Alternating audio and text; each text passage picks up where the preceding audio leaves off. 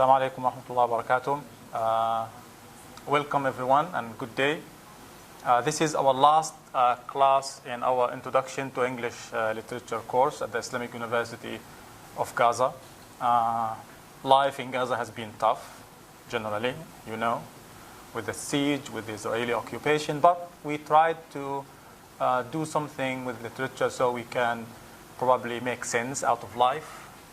Try to empower ourselves, to raise our voices, to learn skills, how to defend ourselves using non-violent creative means. Hopefully, like the women writers, like the outsiders of the likes of John Donne, Tristram Shandy, and Swift, and those people who resisted oppression, all sorts of oppression in their society.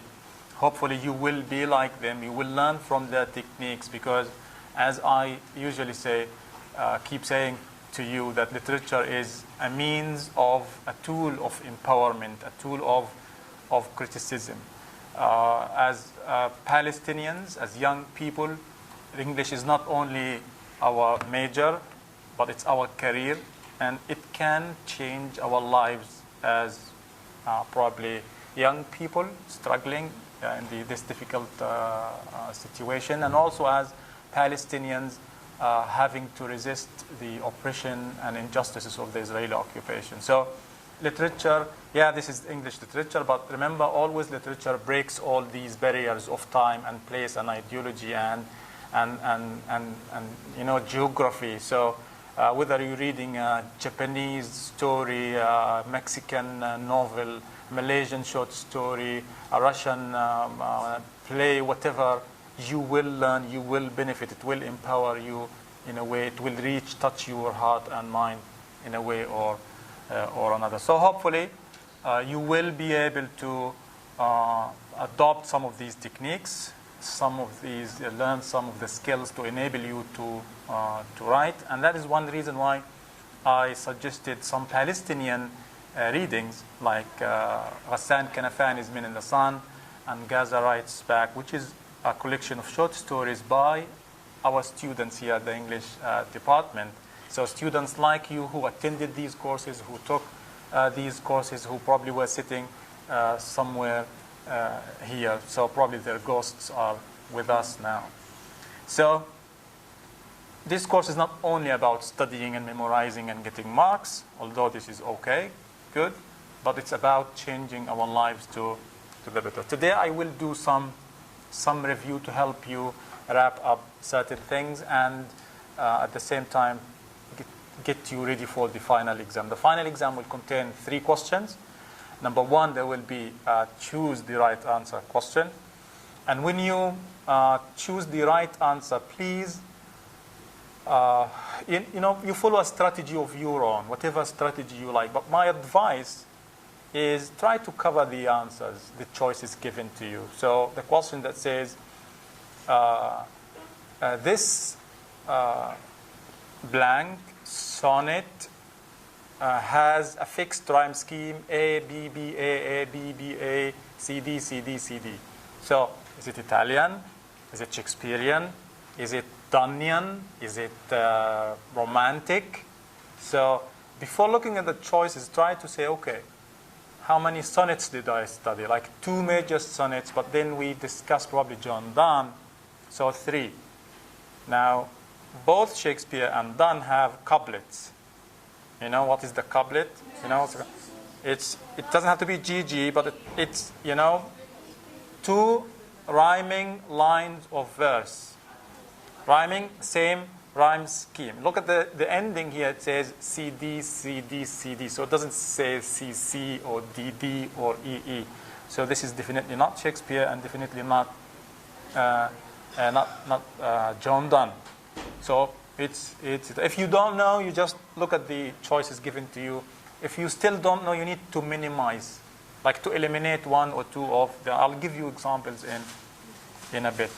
Now the second question will ask you to complete. And these questions are objective questions. You have to write just specific pieces of information or to tick specific pieces of information. Now, because the fact that this is objective doesn't mean it's all dependent on how much you memorize.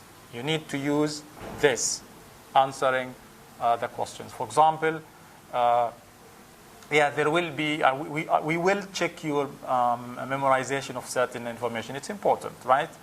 Who wrote what, the theme of a particular literary work, the major literary work for a particular author, a major feature of a particular movement or school. But you need to depend on your understanding.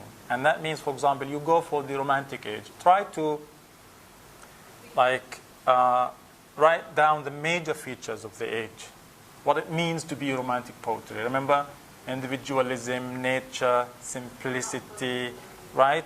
Imagination, sometimes memory, and then start to outline the major writers like Blake and Wordsworth and Coleridge and Keats and Byron and Shelley, and try to again highlight the major features of every one of them and see where they agree and where they disagree.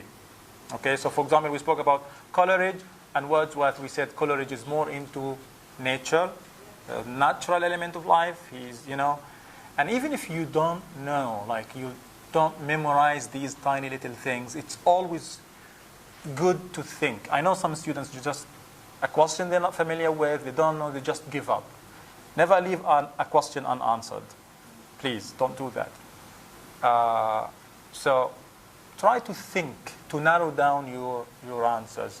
So if I tell you, this is a romantic poet who was mainly focusing on the mythical, irrational, supernatural element. Okay, so there's irrational, maybe I don't know this word. Or mythical, maybe I don't know this word. Supernatural, we know the nature, and then supernatural. Okay? So what do you want to do here? Just go back in time, try to revise in your mind. Okay, when we discussed Blake was Rose Dawatsek. What else? London, maybe. What else? Did we Tiger, the lamb. So this is nature in a way. William Wordsworth, the daffodils. Lucy Gray, always. Coleridge, the Rime of the Ancient Mariner, and the albatross, and how the albatross was killed, and then because the albatross was killed, the sea stops, the waves stop, the wind stops. Does this happen in real life? Is this natural? Is this normal? Or is this supernatural? So you can always guess. Yeah, there are natural elements, but this is mainly about the supernatural aspect. It's about the power of imagination. Okay? The questions are going to be direct.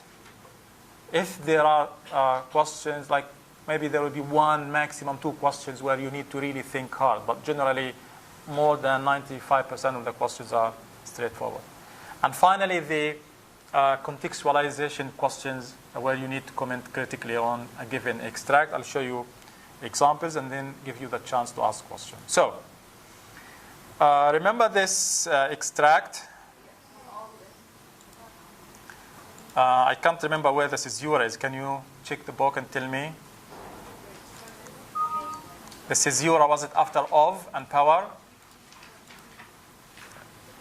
Praise, after praise. After praise, okay. Control Z. What else? And then after power, okay. So in the midterm exam, you had to comment critically or to contextualize some given extracts. In the final exam, you will have four extracts,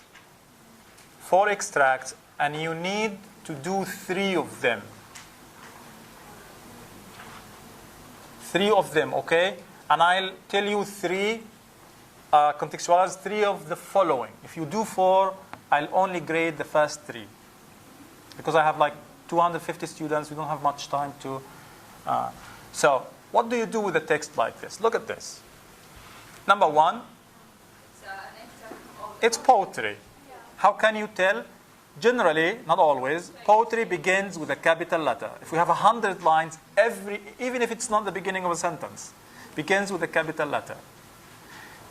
That's the first thing I can see. And then the second thing, there is space in the middle.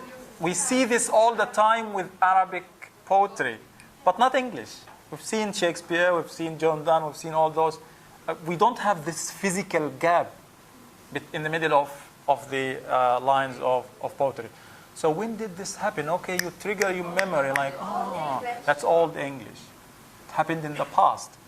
Why did it happen? Okay. Now, a student should always have, these mental maps where you map all the course. If you do them physically at home studying for this course, that would be great. But do it also in your mind. Like, okay, Old English, you create a circle, a spidergram, and then you start ticking out things and branching out of this spidergram. So we spoke about the features of Old English. We said it wasn't written. It was oral. And because it was oral, there were several things to make it easy to remember. To make it musical, narrative. We spoke about the narrative aspect. We spoke about the musical aspect. So to make it easy, because people couldn't read and write, and you want it to be easy to remember, like Arabic poetry in the past was almost the same. Depended heavily on music, on certain themes, so that people could memorize. Like, there were people who would memorize like 10,000 poems. Okay. So okay, that's the first thing the second thing I noticed. This is by only looking. This gap is called a caesura. It comes from Caesar and Caesarean section. When someone has a birth, gives birth to a baby by a cesarean, undergoing a Caesarean section, that's because they cut on the belly. So a caesura is the gap in the middle of. By the way, in Old English, we have a physical gap. The caesura is still there. Sometimes we don't see it because they depend on the punctuation marks.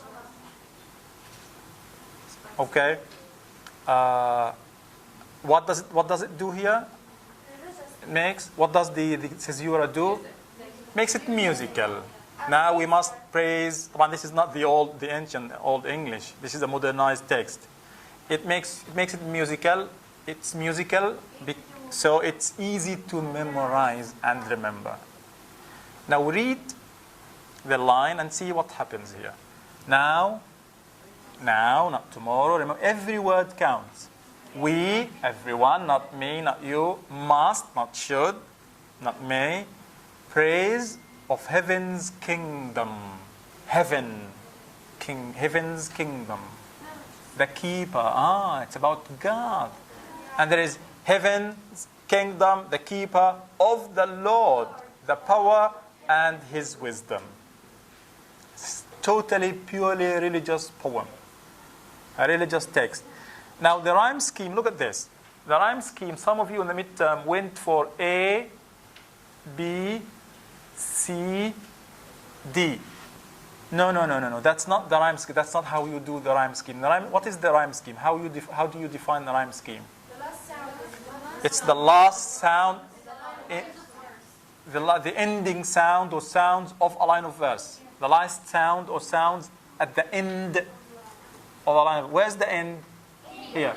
So keeper and wisdom. Just tell me A, B. Now, can I judge that this is regular or irregular? I can't. Why? We don't have the whole poem. Like with Shakespeare, shall I compare thee to a summer's day? A. Thou art more lovely and more temperate. B. Can I say it's irregular? You can't. Unless you know the whole poem and see. So if it says A, B, regular.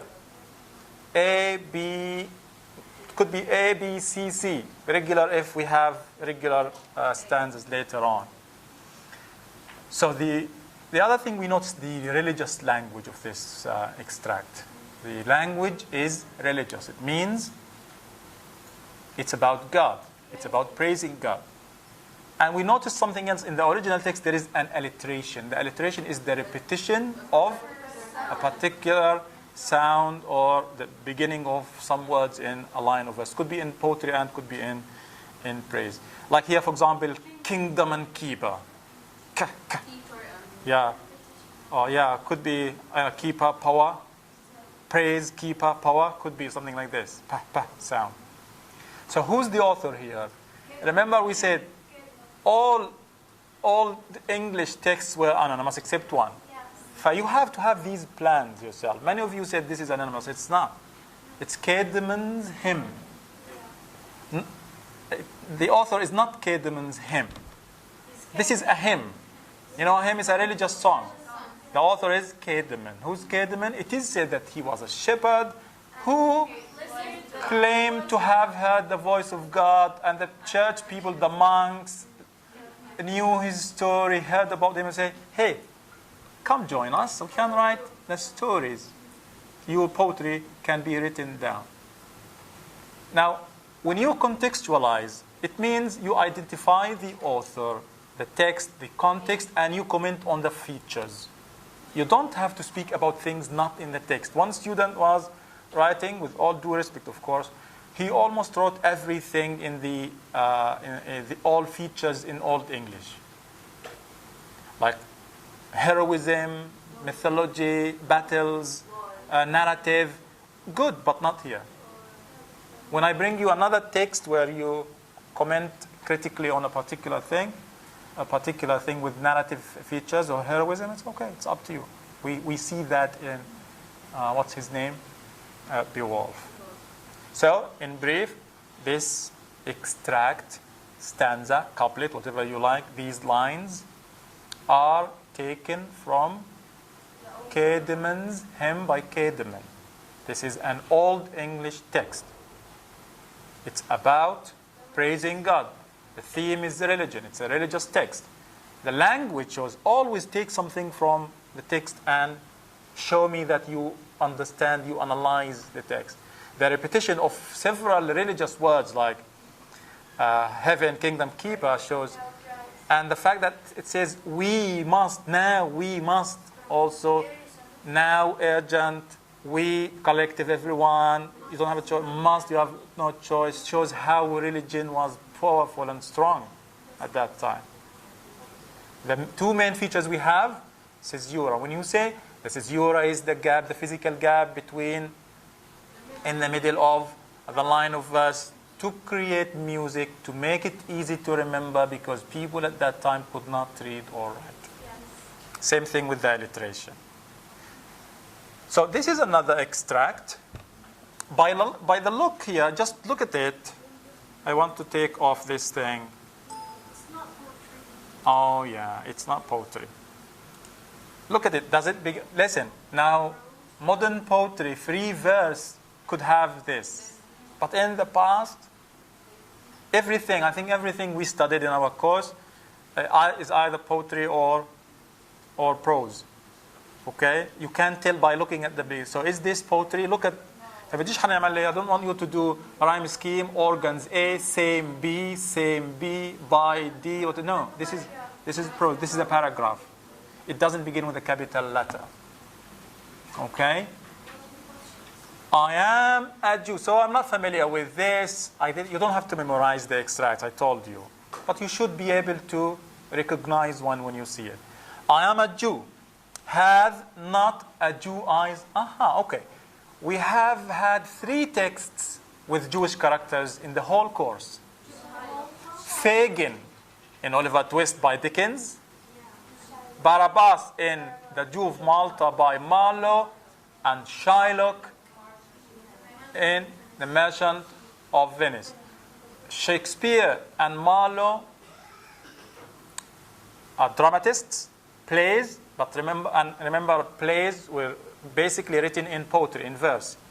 But not all roles, not everybody spoke poetry. Sometimes lowly characters, messengers, unimportant people, ignorant people, grave diggers, they would speak prose.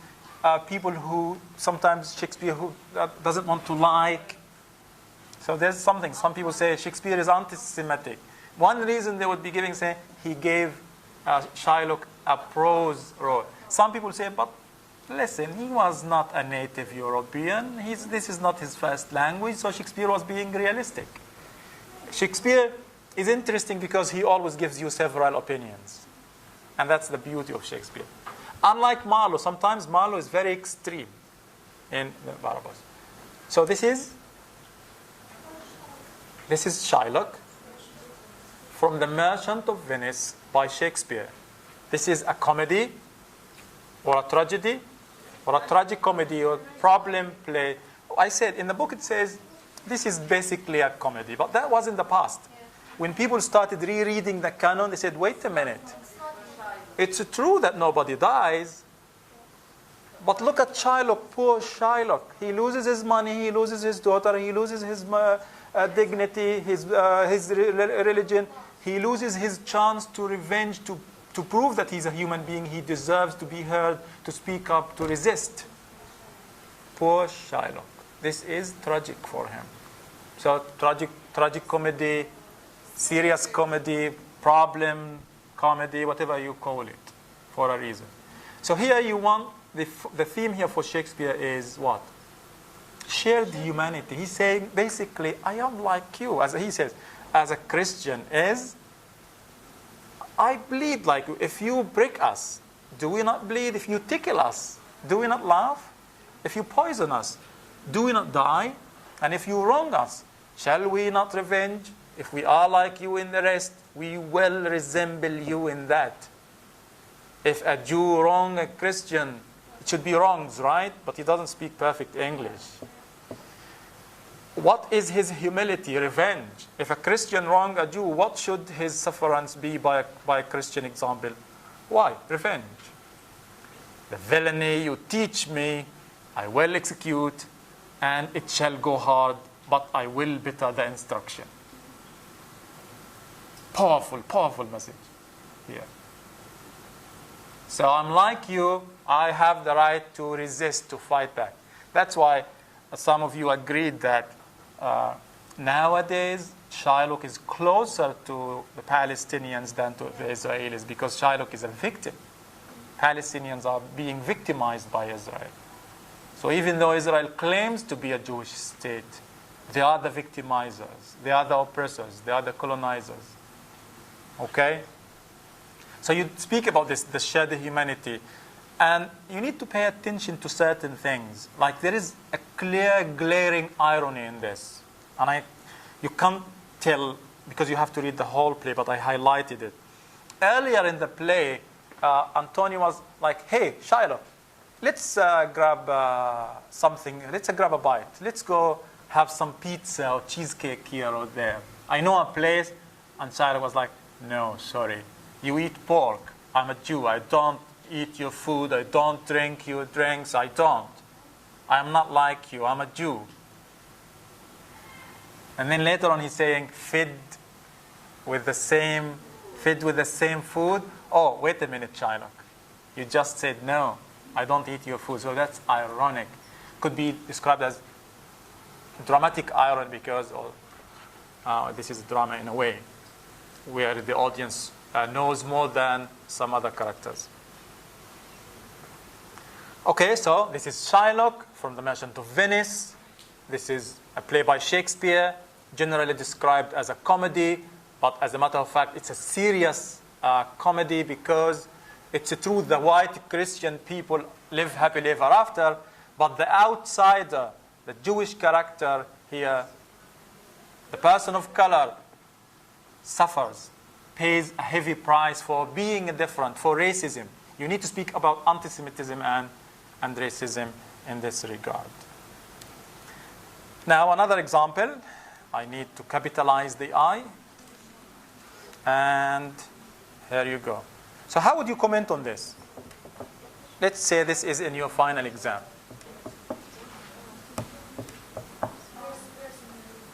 Thank you very much, Haneen. That is a first-person narrator. How do you know? I. What text? Who's the author? Who's the speaker? I married him. So there is marriage. So probably, listen, it's bad if you just say, because this is marriage, the author must be a woman. This is anti-feminist. Okay, but again, yeah, when we studied the female novelists, we focused on particular themes: women being independent and strong and powerful and resisting and fighting and trying to be different, trying to make their dreams come true. So probably the author is a woman. How many women authors did we study? Not many.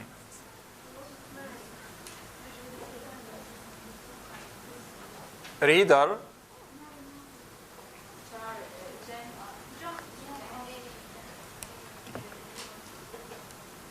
Jane Austen? Nope. I used to think that this is from Jane Austen, Sense and Sensibility, but it's not. This is, you need to revise. Mary Manley is a poet? Not a poet, yeah? But did we take extracts? Mary Manley is a poet. She wrote poetry. We studied poetry from Mary Manley. Well, no. Novelist? Was she? So who said this? What is the text? What is the... Okay. So you need, again, go home. When you study this course, you still have plenty of time. Try to do drawings and shapes and graphs and spidergrams. So we spoke about the Bronte sisters.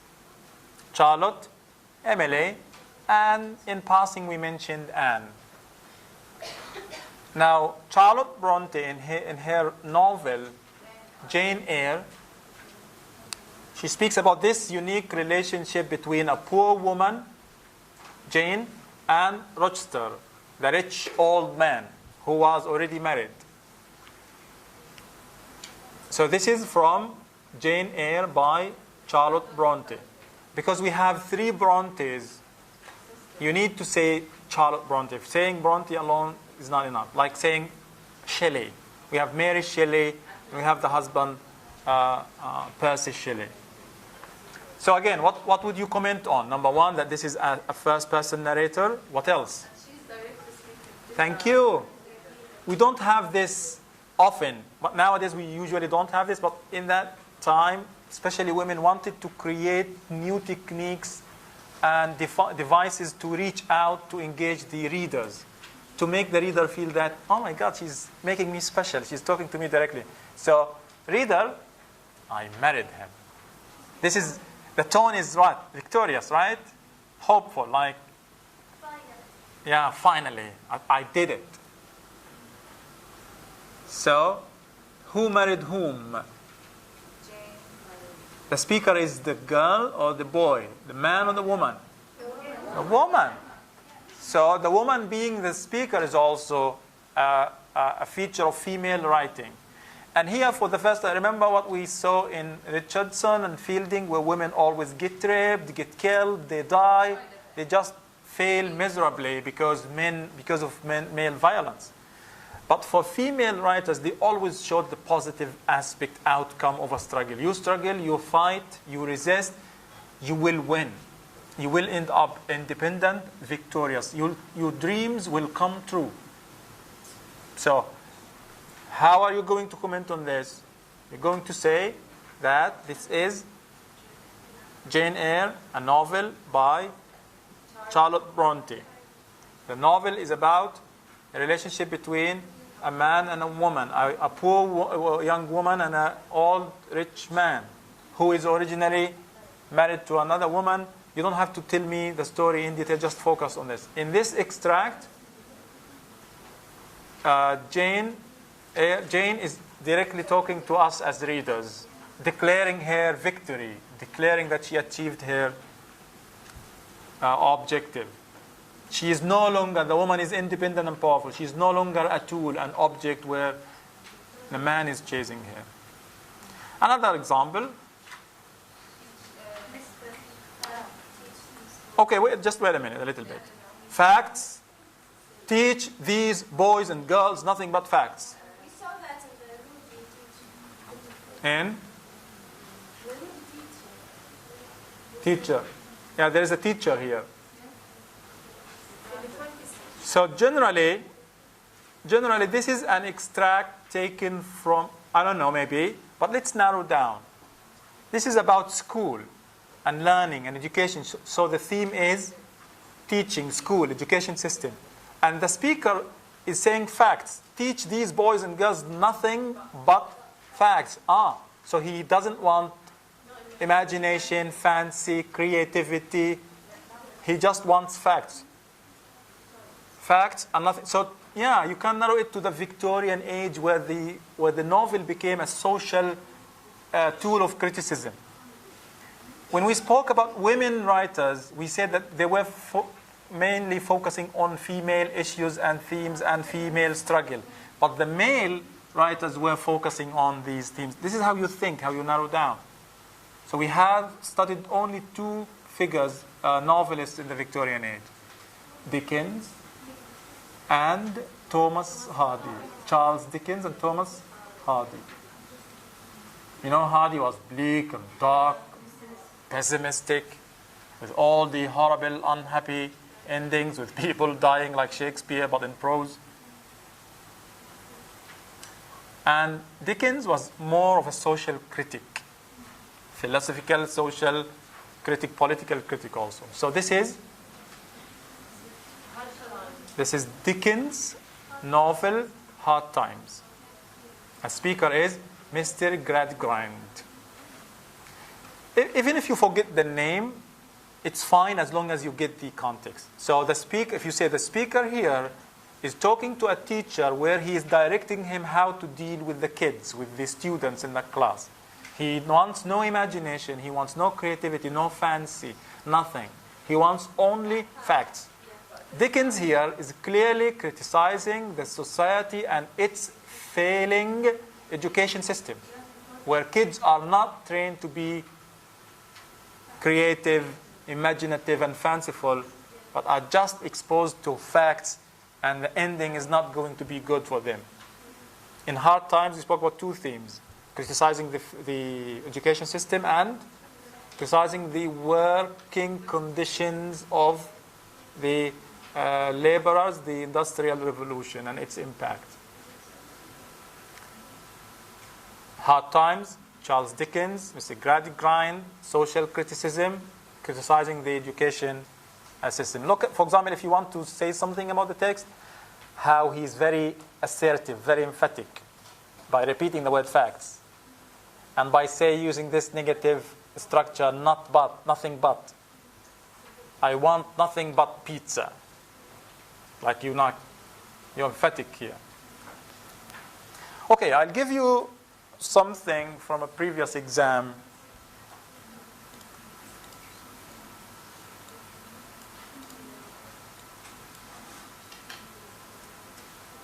Very quickly, we'll go through these and then we stop there.